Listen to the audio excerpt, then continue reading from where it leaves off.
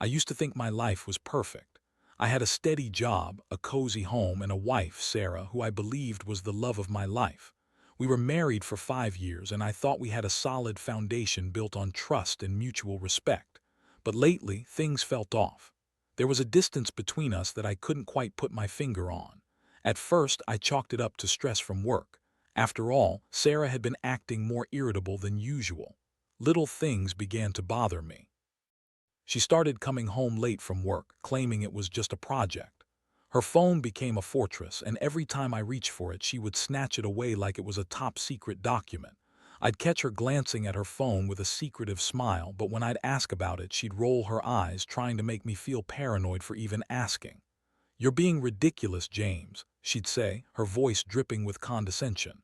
"It's just work stuff." I wanted to believe her. I really did. But as the weeks went by, the feeling of unease grew. I turned into a detective in my own home, watching her every move, trying to uncover the truth buried under layers of deception. One Thursday night, when she was supposed to be at a team dinner, I decided to follow her. My heart raced as I imagined the worst-case scenarios. Was it just a dinner or something more? To my shock, I found her parked outside our dentist's office, Dr. Miller's, the guy who had fixed my root canal last summer.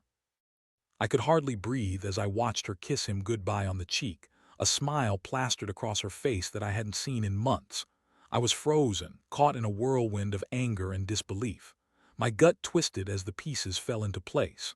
The late nights, the secretive phone calls, the sudden changes in her behavior, they all made sense now.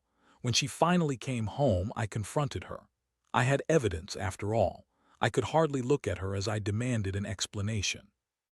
"I saw you with Dr. Miller," I said, my voice low but steady, fighting the urge to scream. She turned pale, the color draining from her face, and for a brief moment I thought she might confess, but instead the lies poured out. "Oh, come on, James, it's not what you think. He was just giving me some tips on my dental health." It was laughable, really.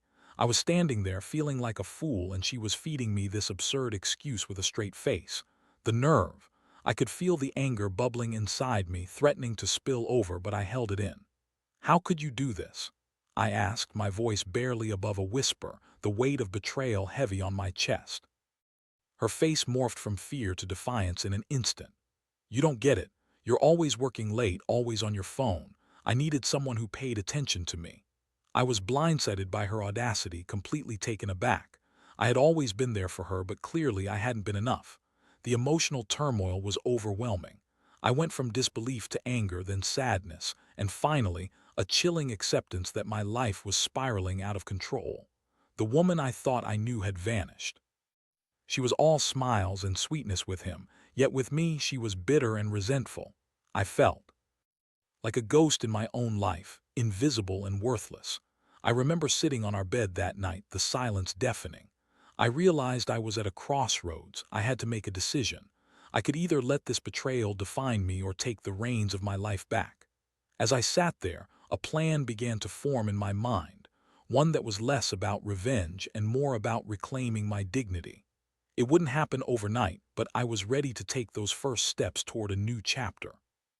All I knew at that moment was that I wasn't going to let her continue to lie to my face. I deserved better than that. I just needed to figure out how to make her see it too. The days that followed were a blur of confusion and pain. I began to notice every little detail, the way she tossed her hair back, the sound of her laughter, and the slight blush on her cheeks that hadn't been there in a long time. All of it felt like a cruel joke, a reminder of the facade she had built while I was left in the dark. I went to work every day, putting on a brave face, but inside I was a storm, angry, hurt, and wanting justice. I decided to gather evidence. If she was going to play me for a fool, I would play the part of the savvy detective. I spent my evenings researching and planning. I didn't want to confront her again without being armed with undeniable proof of her betrayal. It was easy to keep an eye on her. Once she got back from work, she'd mostly plop down on the couch with her phone, completely unaware that I was watching her like a hawk. One Friday evening, while she was out grocery shopping, I decided to go through her phone. I had hesitated at first, worrying about the breach of trust, but at that point I felt like I had nothing left to lose. I found her phone sitting on the kitchen counter, just begging to be explored. My heart raced as I picked it up, my hands trembling. Unlocking her phone was easier than I expected. She had a simple passcode. I felt like a thief as I scrolled through her messages and social media, hoping for any hint of her affair with Dr. Miller. And then I found it, a conversation that made my stomach churn. Text messages filled with flirtation, emojis, and plans to meet again. Sarah talked about how exciting it was to have someone who listened to her, someone who knew how to make her feel desired. Each message felt like a dagger twisting deeper into my heart. The emotional surge was overwhelming, and I felt rage boiling beneath the surface. Here she was, pouring her heart out to another man while I had been pouring my love and trust into our marriage. I decided I wouldn't let her get away with this without a proper reckoning. I started to formulate a plan for my revenge. I wanted her to understand the pain she had caused me, to feel the betrayal in a way that would resonate deeply. I didn't want it to be destructive. I wanted it to be poetic justice. After all, she had shattered my trust, and I wanted to make her realize the gravity of her actions. That weekend, I reached out to a close friend of mine, Mark, who knew Sarah well. I explained what had happened, how I'd found the messages, and how utterly devastated I was. Mark was shocked, but he was also supportive. "You deserve better, James. You need to show her what she's lost," he encouraged. He offered to help me set up a meeting with Dr. Miller under the guise of needing a dental checkup. I hadn't seen the dentist since that root canal, and it was the perfect cover. The more I thought about it, the more excited I became about the plan. I wanted to confront Sarah with the truth, not just about her cheating, but to let her know that I had the upper hand. I scheduled an appointment for the following week, and as the day approached, I felt a mix of anticipation and anxiety. I needed to keep my emotions in check. When the day arrived, I prepared myself mentally. I went through my usual morning routine, but inside I was a bundle of nerves. I envisioned how the confrontation would go. I would confront Dr. Miller, get the truth about their relationship, and then turn it back on Sarah. I wanted it to be public enough that she couldn't deny it, but personal enough to hit her hard. As I walked into the dental office, the smell of antiseptic and the faint sound of a drill filled the air. Dr. Miller greeted me with a friendly smile, completely unaware of the storm brewing beneath my calm exterior. We exchanged pleasantries, but as he began the examination, I couldn't shake the anger bubbling within me. I knew I had to play it cool. "Everything looks good," he said, flashing me that winning smile. "So how's everything else going? Family? Life?" I decided to take the plunge. "Well, I could ask you the same, Doc. How's your relationship with my wife going?" The words tumbled out with surprising ease, and his expression shifted from casual friendliness to wide-eyed shock. The silence that followed felt like an eternity, but I savored it. I could see the realization dawn on him, and it was a moment I wouldn't soon forget. He stammered, searching for words. "James, I can explain." I held my hand up, cutting him off. "Save it. I just want to know how long this has been going on." His hesitation told me everything I needed to know. I could feel my heart racing, the adrenaline pumping through my veins. I had him cornered, and I wasn't going to back down. I wanted answers, not just for myself, but for Sarah too. She needed to see the reality of her choices. What would happen next would be critical, setting the stage for the final act of this twisted play. I was ready to expose the truth, and I had no idea how it would all unfold. Dr. Miller's face was a mix of surprise and guilt, and I could see the wheels turning in his mind as he searched for some way to navigate the landmine I had just dropped in front of him. "James, please, let's not do this here," he said, his eyes darting around the room as if he was worried someone might overhear our conversation. I barely contained my irritation. He clearly didn't want to deal with the fallout of his choices. "Oh, but we are going to do this here," I said, steel in my voice. "You've decided to play a role in the destruction of my marriage, and I think you owe me an explanation." He hesitated, swallowing hard as he fumbled for words. "It was never meant to go this far. I thought it was just harmless flirting at first. Sarah is, she's charming and I got caught up in it. Caught up in it. I shot back, my voice rising. You're a grown man, a professional, you should know better. This isn't some high school crush. You've crossed a line that you can't uncross. His shoulders slumped and he finally met my gaze, looking genuinely remorseful. I know, James, and I'm sorry, but Sarah, she said she was unhappy. I thought maybe I could help her. Those words stung. Help her. Sleeping with her. You're a dentist, not a therapist. She's my wife and you have no idea what you've just done to our family. Look, I didn't want any of this to happen, he insisted, desperation creeping into his voice. It just sort of developed over a few months. I thought it was just a phase for her. Phase? You mean the phase where she's lying to me about dinner dates while she's with you? I shook my head in disbelief. You're pathetic, Doc. You think it's okay to exploit her vulnerability. All of this isn't just some innocent mistake. You knew what you were doing. The dentist sighed, visibly defeated. You're right, I messed up. I'll talk to her. I'll end it, I promise. Too late for promises. You need to understand that I'm going to confront her with this. She needs to see the truth and you need to be part of it. With that, I stood from the chair, feeling a sense of empowerment wash over me. I had come here to get answers and I was leaving with clarity, but I wasn't done yet. I had a plan to execute and it was time to put it into action. When I got home, my heart pounded with a mix of anticipation and dread. I had to confront Sarah, and I knew this wasn't going to be easy. I had everything I needed to expose her betrayal. I wanted her to see how deeply she had wounded me, how her choices had impacted not just our relationship but also the very fabric of our lives. As I walked through the front door, I found her sprawled on the couch, absorbed in her phone. She looked up, and that same sly smile from before crossed her face. How was your appointment? Let's talk, I said, my tone leaving no room for argument. Her smile faded and she frowned, sensing the seriousness in my voice. What's wrong? I took a deep breath, gathering my thoughts.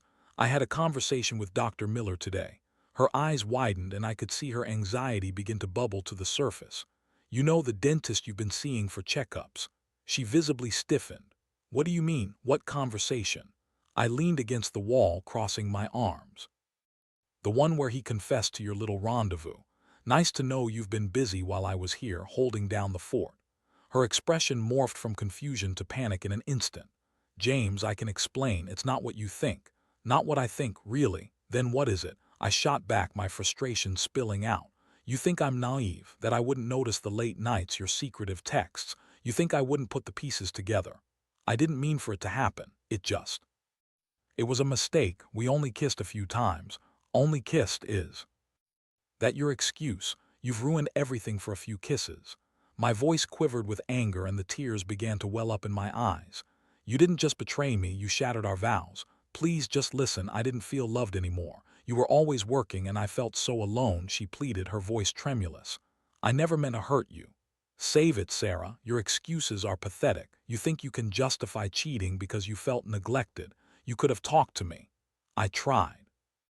I did, you were never around. She cried out, her voice rising in pitch. You just don't understand. I don't understand. I laughed bitterly, the sound hollow. You think I'm the one who doesn't understand. You've been lying to me and now you're trying to twist this into my fault. That's low even for you. The silence that followed was heavy, the tension thick enough to cut through. I could see the realization hitting her that her lies were crumbling around her. James, I'm so sorry. I never meant for this to happen, she said, her eyes pleading for forgiveness, but I was beyond that point. I don't think you're capable of understanding how much you've hurt me. I'm done with this charade. You have a decision to make. You can either continue this affair or fight for what's left of our marriage. But know this, I won't be part of your lies anymore. Her face fell and I could see the gears turning in her head. I stood my ground, waiting for her response. I had laid everything on the table, and now it was her turn to show who she really was. I had given her the chance to come clean, to reclaim her honesty, but I was prepared for whatever choice she would make. I had learned that trust, once broken, is a hard thing to rebuild. The emotional weight of the moment was suffocating. I had expected to feel some semblance of relief after finally confronting her, but instead, I felt like I was standing on the precipice of a painful decision. What would she choose? And what would I do next? The silence hung heavily between us, a palpable tension that seemed to stretch on forever. Sarah's expression shifted as she processed my words. I could see anger flickering in her eyes mixed with a glimmer of fear. For a moment I thought she might lash out again, but instead she deflated, slumping back against the couch, her shoulders drooping in defeat. "I don't know what to say," she finally admitted, her voice barely above a whisper. "I messed up, James, I really did." "Messed up?" I echoed incredulously, the bitterness in my voice sharp. "That's an understatement. You cheated on me with the dentist of all people. This isn't just a mistake, it's a betrayal." "I know," she said, tears beginning to form in her eyes. "I didn't think it would go this far. It felt nice to be desired again." "Desired? You think kissing someone else makes you feel desirable?" I shook my head in disbelief. "What about the vows we took? Didn't they mean anything to you?" She opened her mouth to respond, but the words caught in her throat. Instead, she let out a shaky breath, tears spilling down her cheeks. "I'm so sorry, James. I never wanted to hurt you. I just felt so lonely and lost." "So you decided to throw away our marriage and run into the arms of another man?" I shot back, my anger bubbling over. "That's your solution, to throw your happiness at someone else instead of coming to me. I didn't think you'd listen. You were always too busy." I stepped closer, my heart racing with a mix of anger and hurt. "What I wanted was for you to communicate with me. We could have worked through this, but you chose to betray me instead." "I realize that now," she said, her voice breaking. "But it felt like you were gone already. I wanted to feel something, anything besides the emptiness." I took a deep breath, trying to quell the storm raging inside me. "You could have talked to me. You could have reached out in any way. Instead, you hid behind lies and deceit." Her face crumpled and she buried her head in her hands, sobbing quietly. It was painful to watch, but I felt no sympathy for her. She had made her bed and now she had to lie in it. "I don't know what to do," she murmured, her voice muffled. "I love you, but I don't know if I can fix this. I don't even know if you'll forgive me." "Forgiveness isn't the issue right now," I said, my tone firm. "It's about whether you want to fight for our marriage or throw it away for temporary pleasure. You need to decide what's more important to you." I stepped back, giving her space as I processed everything. I had been the one to give her the ultimatum, but in my heart, I felt like I was the one who needed to make a decision. Could I see past her betrayal? Could I find it in myself to forgive her? "James, please," she pleaded, looking up at me with tear-streaked cheeks. "I know I messed up. I see that now. I want to make it right. I want you back." "Wanting me back isn't enough, Sarah." I felt the weight of my words sink in. "You need to show me that you mean it. I can't be the only one fighting for this marriage." "Just tell me what I can do," she begged, desperation etched across her face. "I'll do anything. I promise it won't happen again." I paused, contemplating the situation. "You need to cut all ties with Dr. Miller. No texting, no calls, no excuses. If you're serious about this, you need to show me that you can be trusted again." She nodded vigorously, wiping her eyes. "I will, I promise, whatever it takes. And you need to be honest with me from now on. No more hiding your feelings. If something bothers you, you come to me. We will work through it together, but I can't do this alone." "Okay," she said, her voice steadier now. "I can do that. I really want to make this work, James. I love you." "I hope you mean that," I replied, my heart heavy with the uncertainty of it all. "But you need to understand that trust is earned, not given. You've broken that trust and it's going to take time." "I understand," she said softly, her gaze unwavering. "I'm willing to do whatever it takes to earn your trust back." At that moment, I felt a flicker of hope. It was a small flame, but it was there. Maybe we could rebuild what had been destroyed. Maybe with time and effort we could find a way back to each other. But it was also clear that this would be a long, arduous journey. As we sat in silence, I reflected on the road ahead. I had to be cautious, but I also had to be open to the possibility of healing. I felt like I was standing at the edge of a cliff, staring into an abyss of uncertainty. Would we emerge stronger, or was this just the beginning of a downward spiral? I knew one thing for certain. The days ahead would be a test of our commitment to one another. I had to hope that Sarah was sincere about wanting to make things right. But trust, once broken, is fragile, and I would need to tread carefully. The emotional battle within me was far from over. I still had anger to process, sorrow to confront, and eventually, I hoped, healing to embrace. But for that night, I resolved to give her a chance. I had to believe that we could find a way through this turmoil together. The days turned into weeks, and I found myself in a strange limbo. Sarah made a genuine effort to reconnect, and I saw glimpses of the woman I had fallen in love with. She was apologetic, attentive, and actively trying to rebuild the trust we had lost. But every time she reached for my hand, I felt a shadow of doubt creep in. The memory of her betrayal loomed large, and it was hard to shake off the resentment that had taken root in my heart. We went to couples therapy, which I thought would help us navigate the mess together. At first, it felt like an uphill battle. Sarah and I sat in the therapist's office, both of us a little stiff and guarded.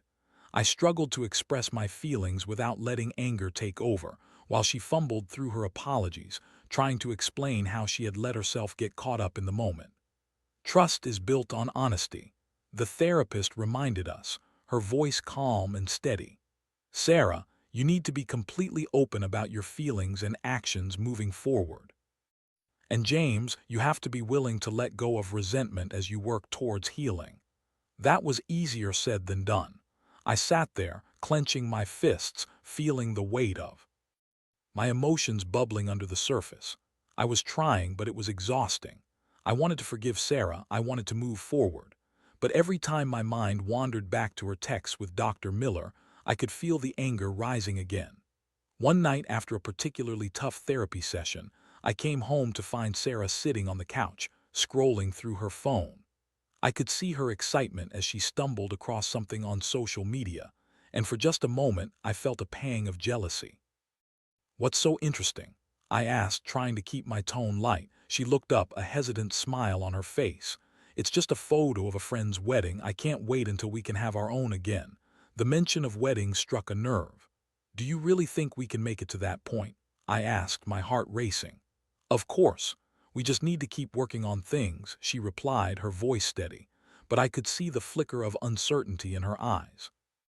We spent more evenings talking, discussing our feelings and trying to find a way back to each other. But with every attempt, I felt like we were just patching up a sinking ship instead of addressing the root of the problem. I wanted to believe her promises, but I couldn't shake the feeling that she was still holding back. Then, one evening, I came home to find her sitting at the dining table, her phone in hand, the glow illuminating her face. I noticed her expression was tense and something felt off. "What's wrong?" I asked, my instincts kicking in. "Nothing, I'm just," she began, but the way she hesitated told me everything I needed to know. I took a step closer, peering over her shoulder to see what she was hiding. The screen flickered with a familiar name, Dr. Miller. My heart dropped. "Are you seriously texting him again?" "It's not what you think," she exclaimed, quickly shutting her phone and looking up at me, panic etched in her features. "I just wanted to check on him. I was worried about how things ended." "Worried? Really?" I couldn't believe what I was hearing. "You said you wanted to cut ties. You promised me you would end it." "I did, but I didn't mean to hurt you again. I just wanted to make sure he was okay," she stammered, her cheeks flushing with embarrassment. I felt my composure slip. "This isn't about him being okay. This is about you. You can't keep playing with fire and expect me not to get burned." She opened her mouth to respond, but I could see the fear and regret in her eyes. "I'm so sorry, James. I messed up. I should have put my phone down." "But you didn't," I shot back, the hurt spilling over. "You can't keep putting me in this position. This isn't how you fight for a marriage, Sarah." The tension in the room was palpable, and I could feel the anger coursing through my veins. I had tried to give her a chance, but it felt like I was being pushed to my limits again. "I can't do this anymore," I said, taking a deep breath to steady myself. "If you want any chance of saving this, you need to completely cut him off. No more checking in, no more excuses. You have to choose. It's either me or him." Her face fell, and for a moment silence enveloped us. "I don't want to lose you," she whispered, tears welling in her eyes. "Then show me," I insisted. "Prove that you're serious about this, because right now I feel like I'm just waiting for the next disaster to happen." That night, as I lay in bed, my mind spun with thoughts.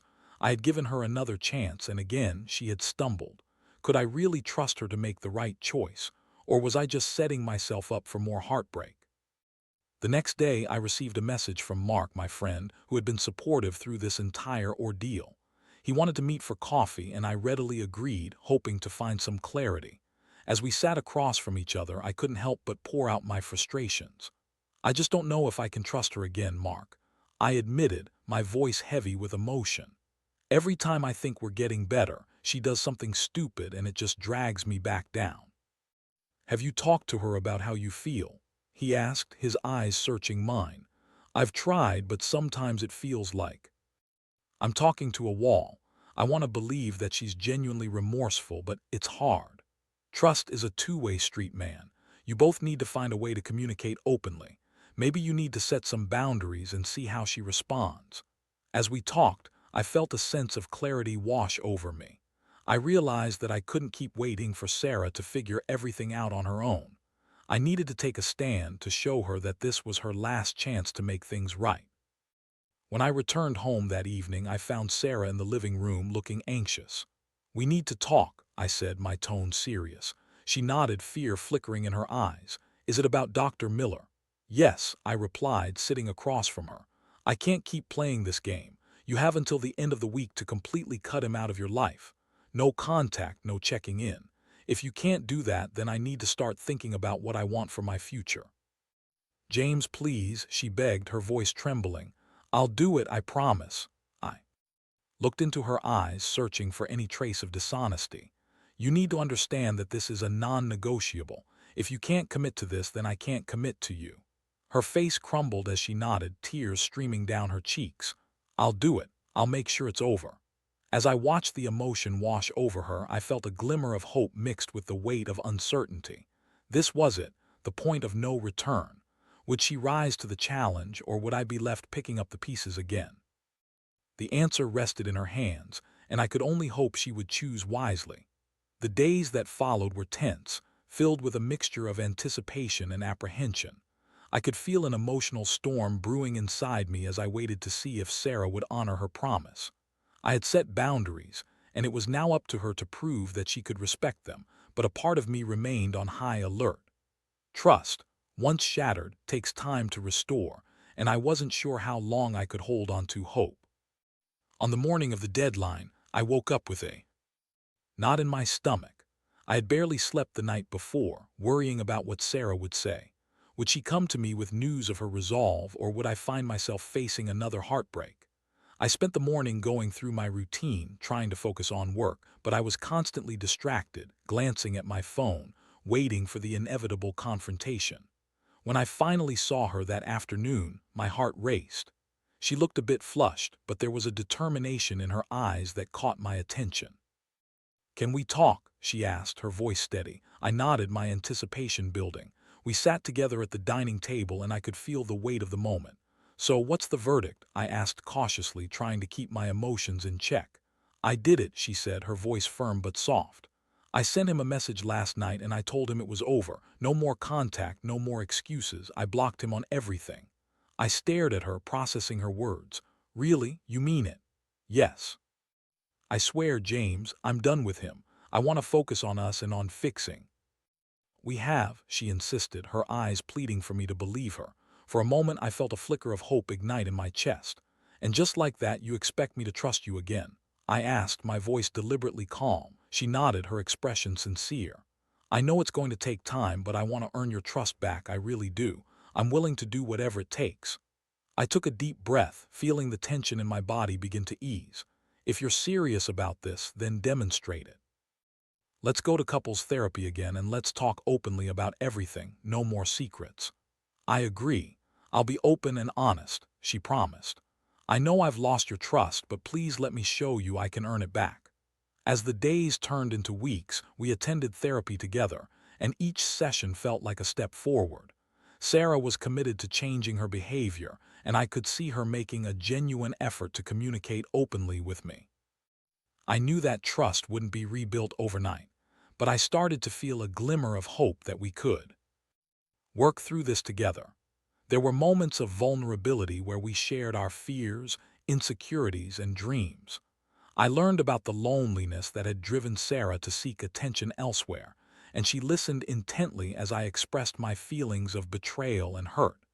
It was hard work, but each conversation brought us closer to understanding one another. One evening, after a particularly eye-opening session, we returned home and Sarah turned to me looking more radiant than I had seen her in a long time. You know, I feel like we're starting to reconnect, she said, a soft smile on her face. I feel it too, I admitted, a warmth spreading through me.